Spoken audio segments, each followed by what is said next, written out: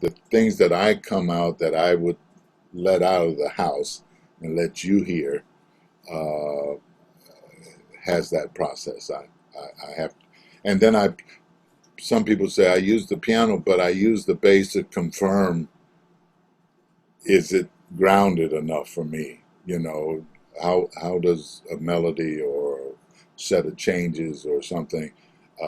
It's I mean, it sounds like it should work, but when I play the bass, it feels more natural. Or I'll say, oh, okay, that. And so when I have it, that means I still aren't there yet. So I have to. Um, that's my process, which isn't. I don't really have one, you know, except I have to be Using happy your with ears. it. Yeah. Yeah.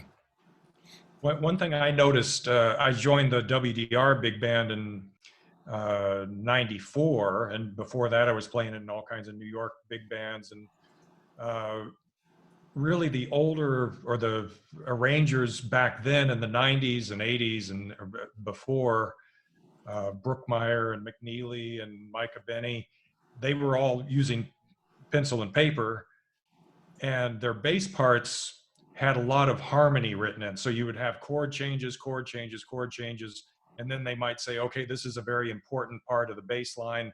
I'm going to write this out specifically, and bass players playing that with the baritone player, or you have to play this line because it's a shout chorus. And then it would be more chord changes.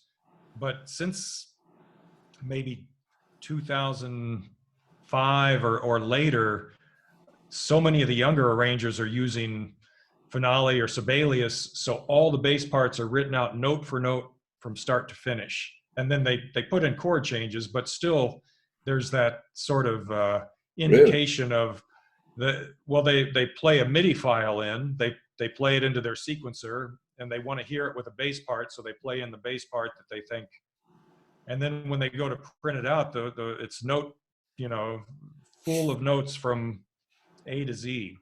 And I've kind of learned to deal with that, asking the arrangers, do you really want this note for note in this section, or is this just up for interpretation? Or um, the older arrangers seem the pencil and paper arrangers seem to have more of a jazz approach to it, as opposed to the modern arrangers who have more of a, this is a through composed piece and the bass needs to play these notes. There might be room for improvisation, but the charts are very fixed in a way.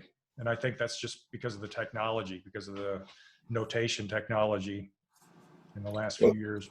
well, I know Thad Jones. You know, in that music, he had a lot of notes written, and I played with the band a lot. And so there were times when I said, well, I can probably come up with a better line than what he wrote, you know, but invariably it was not. Uh, but he gave me enough room with chord changes. And then I realized this was something that was crafted with something harmonically in the sax section or brass or whatever. And it was uh, most important that I actually play what was written because I had enough freedom to come up otherwise. So it was a little happy medium of both those things. I think someone like Brookmeyer, the later in the years, he didn't really have uh, he a lot of his later stuff. The bass didn't walk at all. Right. So he wrote a lot of those lines out very Right. It was like a specific. fifth trombone part or something. Yeah, yeah. But that was a whole different concept also. So, um, but it is interesting. Sometimes you would have to ask, I'm sure sometimes they would tell you, well, you don't really have to do exactly that, but or don't don't deviate. You know, Mhm. play what I wrote. You know, so Steve, I know you work with a lot of uh, other people's projects where you're tweaking and finessing and polishing music that's already been recorded. So in a way, it's always that search for perfection.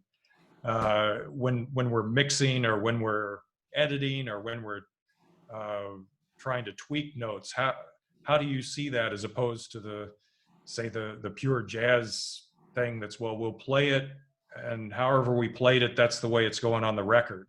I think Right. these days we have a lot of other options about how to fix things after we play them. What are your thoughts on that? Yeah. Um, uh, wow. So I got to double back just for a second here to talk Okay. about bass playing, and then we'll get to that real Okay. fast because they're very much connected for me. Okay. So, and it goes back to you, John. It's like bass sound. So it's like, yeah, well, what I said, oh, the Sheps is a good microphone. Well, the Sheps is a good microphone if the bass player's got a rockin' sound and is making a beautiful sound, is making it as a concept and as a good instrument, and it's there. There's something to be captured. So that's where it all comes from. And that's what Rufus started talking to me about 45th, what, how many years ago now was this? You know, I mean, in 1971, you know, yeah, 50, almost 50 years ago, right? Or something like that. You know, said he used the word concept. And I didn't even have a concept as to what a concept was, much less having a concept of my concept. But that's the thing is, you know, I could spot either of your bass playing a mile away with the worst sound, with the worst pickup, with the worst engineer, whatever.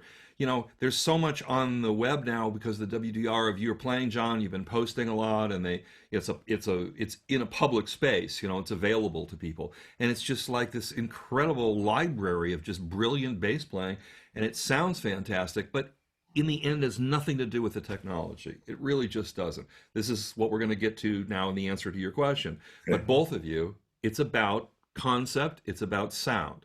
And then you can either try to own the technology or you can get angry at the technology. I've known so many people who just kind of like it is, you know, like they go into geezer world. It's like, get off my lawn, you know, like, you know, like that kind of thing. That'll kind of, it's like they don't like the technologies. I don't like this, you know, and then they get, it doesn't serve anybody, but you know, they shoot themselves in the foot in a sense by being angry at the world or being angry at technology. But you both have mastered that so that like every time I hear you both, whatever the setting is, I hear you. I don't hear the technology. So, you know, I learned that from Rufus in a sense, and I hear it every time you play, John. So for me, I'm talking about blah blah blah pickups and blenders and sound and all this kind of crap, but I don't care about any of that.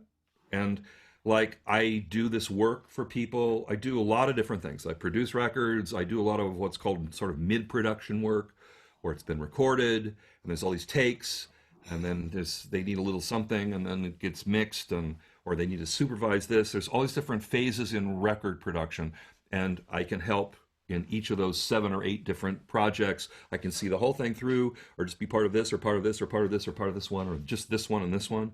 But the main thing is that they all involve technology, but it's still always just going to be for me in service of the music. And I think that's why I've been lucky that artists have asked me to help them with it, because it's not a technological approach. I'm not an engineer. That's the hoot of it. Is I don't record, and I don't mix. I supervise recording, I supervise mixing, and I do all that weird stuff in the middle, the fancy magic stuff you're referring to. But it is still, I'm just trying to make the music sound good. I'm not trying to make it sound perfect, you know? And in fact, sometimes it needs to be kind of messed up a little bit artificially.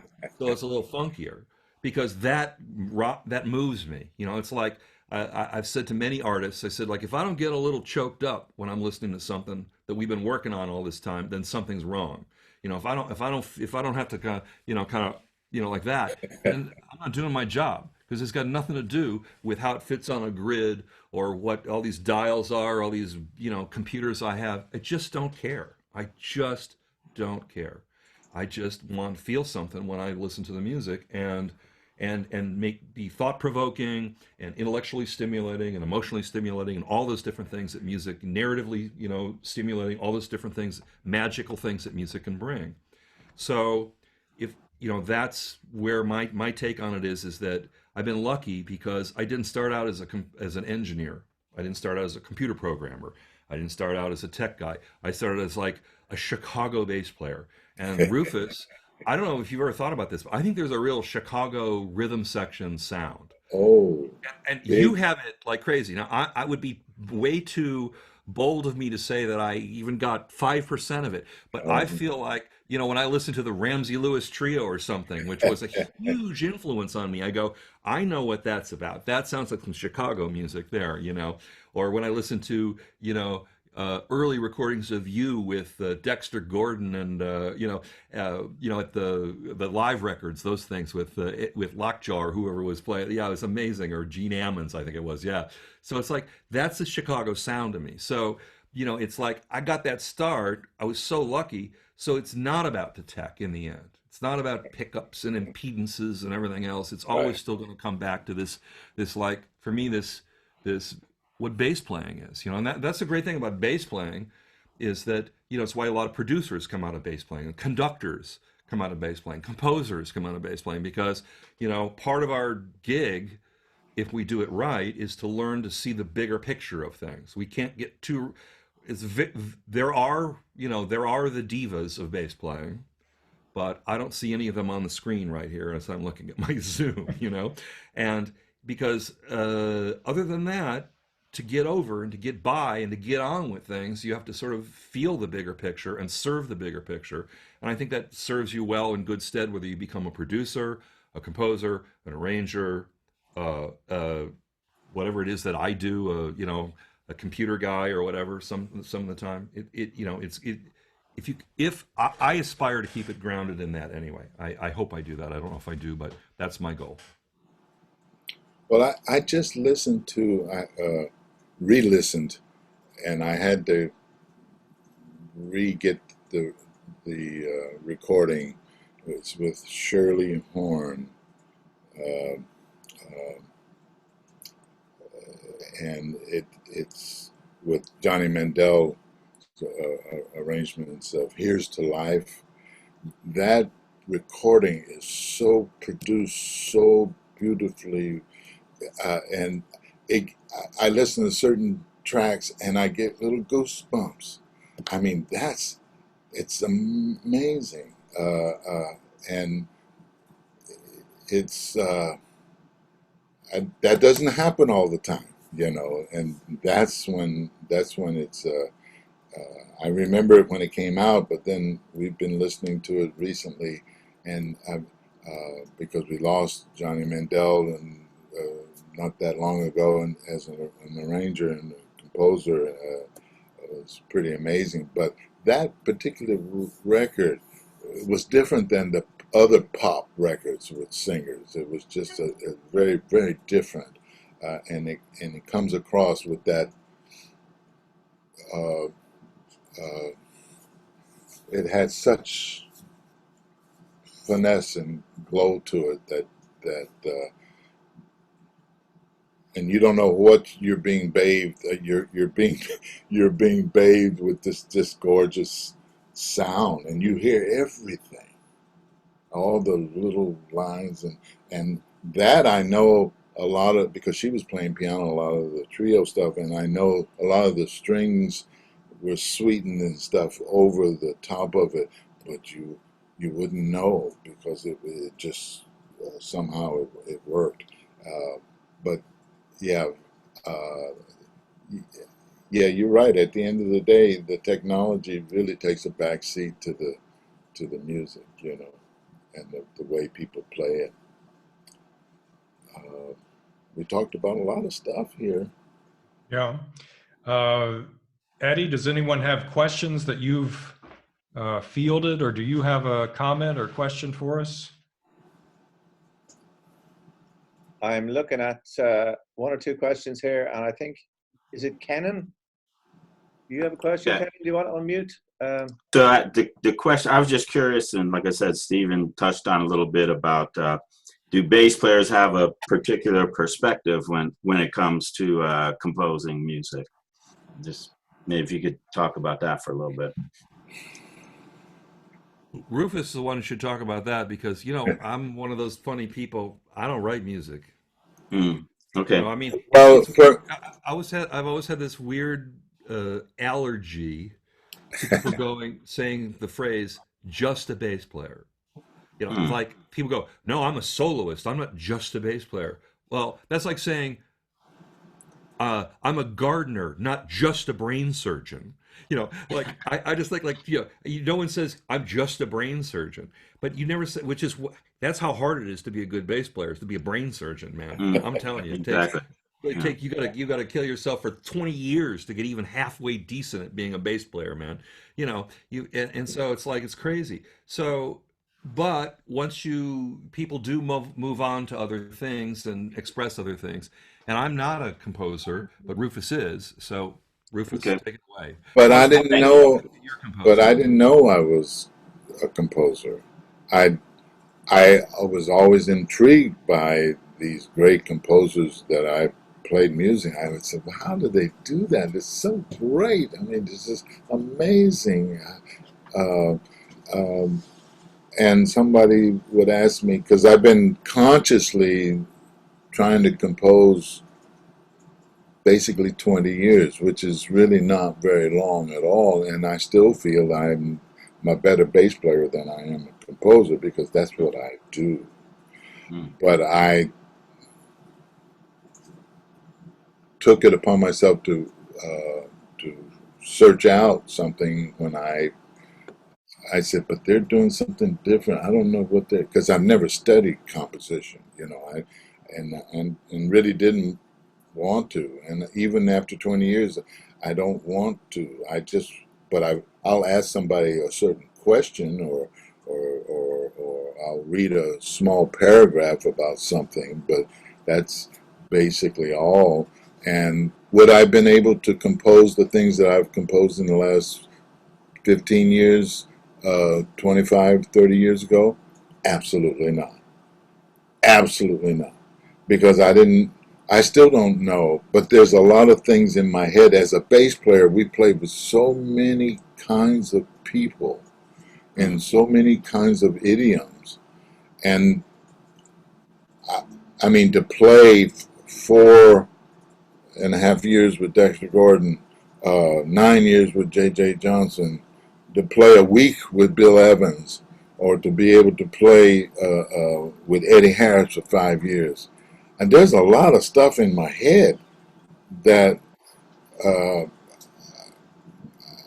I didn't know how to get it out. Hmm.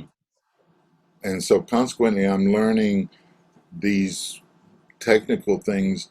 And I amaze myself sometimes when I ended up listening to something and I said, wow, hmm. And then somebody would tell me, why did you write that? I said, well, that kind of reminded me of Thad Jones. And Bob Brookmeyer told me, he said, well, why did you do that? I said, well, he says, I know it's that, but why are you doing it? Don't do that. Figure out something.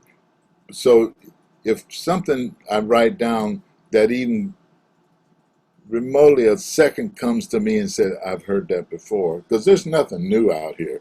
I mean, really, if you think about it, and the audacity to be a composer, uh, there's so many great music, but wow, huh.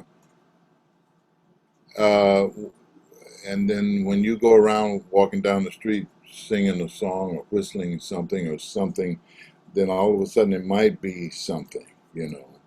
I mean, but the process is what I love. And it really has changed my bass playing because I don't think about what note I'm going to play in the chord. I might think about how I'm going to enter the pool or how am I going to start. And I'm basically thinking about a solo or whatever, but even a bass line. Uh, and I may not even play anything that remotely because I hear it in another capacity, and the composition uh, has and I marvel at listening to some music, and I said, and they in less than 2 minutes they go from a piano to a like triple forte and something in a full orchestra, and you don't hear it coming. It just grows. And how do they do that in just a short period of time? That's a whole nother wow. It's a pretty amazing to me. And the music, someone like Ravel, string quartet was written over 120 some years ago, and it's still if I could write like that today, I'd be very happy. But so good music is good music that lasts. If it's, I think that's why everybody loves to play these certain songs, and then jazz players in particular, but because of the playground, the harmony, and that's what I call the changes, playground. So we can have fun, But composition is very personal, and I've been blessed that my music has resonated with people, but it's still a mystery to me, Thank you. Any other questions from Eddie or the Facebook world or the Sligo world or? I don't see any on Facebook that I posted a couple of comments. All right. Okay. Sandy Burnett, bass parts on Sibelius, agreed. And also the chord symbols above the stave are often too small to read. Bring back the copyist's fat pen. Well, see, it's just like customary. You can make all that stuff, but that takes time. Older, I can't see as much, and so I'd like to see big, dark chord changes so that I don't have to, because when I play a note wrong, it's wrong. That's So. well, that's the bass player thing, yeah. Yeah. The thing is, with all this technology stuff, with what John was talking about, how these charts, all these bass parts written in, that's because they're composing using a sequencer, using Sibelius as a sequencer, or writing a sequencer, knocking it over Sibelius, fine tuning it there, and they need to hear a bass part, even if it's just some generic blah blah blah, to kind of check the music out. And then they print it out from that, and there's sort of nothing wrong with that. It's just it takes 5 more minutes to make the chord symbols visible. It takes 6 more minutes to remove all the junk, except where there's which you got, the one thing you're supposed to play. And then it's just like C minor, F minor, and then again, that thing. Like that's 7 more minutes. It's kind of not the technology's fault in a way.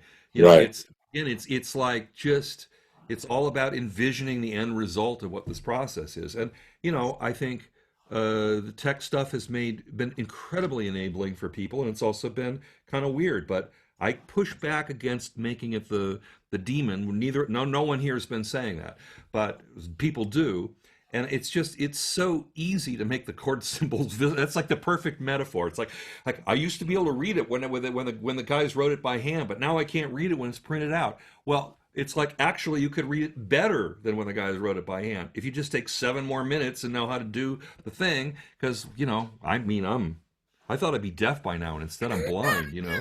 So I'm in the same boat. The other thing is that again, it's weird. I think about this all the time.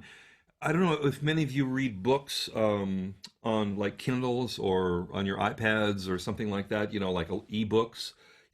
What my experience with that is that proves decisively that the book, the printed page, is an insanely complicated piece of technology. It's so sophisticated. You can scan, you can skim, you can bounce around, you can do bookmark, all these things that we call bookmarks, all this stuff. It all comes from that. So the old tech is also tech, and in fact, it's actually even advanced tech. So, the technology is sort of never to blame in that way. I do think it has an influence on culture in general, but at the same time, it's sort of no excuse. you know, because Right, it's exactly. in the end it's going to be about what you're going to do, you know. And, you know, say, I mean, we could circle back to even amplifiers and bass sounds, you know. You know, you're going to, you know, you're going to use it for good or you're not, you know. But you're And if still you Good or stop, responsible evil. for the end product and the end you result in a way, and you're stop, accountable for that. stop using your ears because you don't seem to have to anymore. That's bull, you know. I'm going to have to get out I of think we here. just have a couple. Go ahead. Yeah, I think we have just a couple of minutes left. What you want to give some closing comments to our friends in Sligo and around the world, and any tips for the future? Well, anyone who knows me knows what a booster I am of the Sligo experience. From my first time, actually, by the third year I was there, and I was get up to give a concert, and I said, "I'm not going to give a big speech this time." And somebody out in the audience said, "Thank God," because you know I'm famous for, like, you know, before I even play a note, giving a big speech about how beautiful it is. But thanks for everybody for everything they do for Sligo. I have been singing its praises since the first day I got back from my first time being there, and it's just there's just really nothing like it. And thank you, Eddie. Thank you, Trace. Thank you, everyone, the whole team that gets this thing up and running. And Eddie, it's just such a marvelous thing you've invented and kept going. It's really singular, and there's it's both in terms of the scope of the energy, but also the beauty of the energy. It really fits the place and time. Thank you for that. I agree. I Yeah. agree wholeheartedly because I think Eddie was shocked when I told him I would come, uh, and I was so happy. And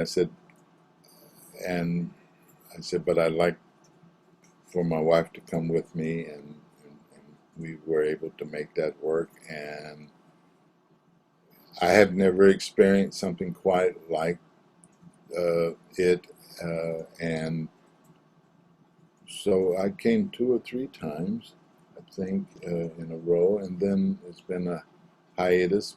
But I'm so thrilled to hear that it is still, you know, growing, and um, it's amazing, and it's really great to have to know that Steve, that you've been there, and I knew John was there as well, and pretty fabulous. I mean, the town itself, the food, it was everything. And I had my first Guinness, you know, there, and so that was quite an experience. But I'm really thrilled that it has sustained and grown. Oh, you can see one of our founding fathers is here as well, Jim Meehan.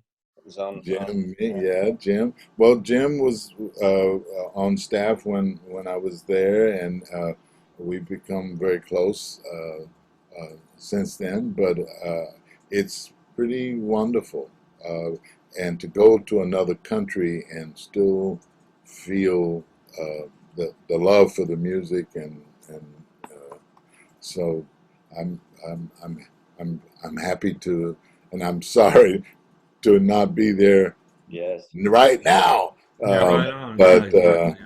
Yeah. but Not half as much as we are, Rufus. yeah.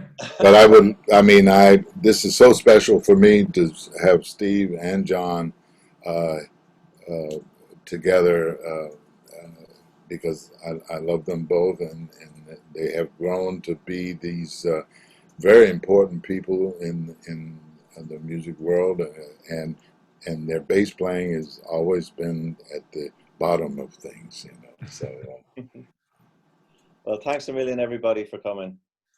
Thanks, thanks Eddie. everybody. Thanks, We've got some. John. We've got some Thank you so much, John. micro lessons starting now on the channel, on the Facebook channel, and one of them is from Rufus today. So his oh, really? master class. All right. Love you. Take Bye care. Okay. bye. See you, everybody. Take Bye-bye. care. Bye-bye.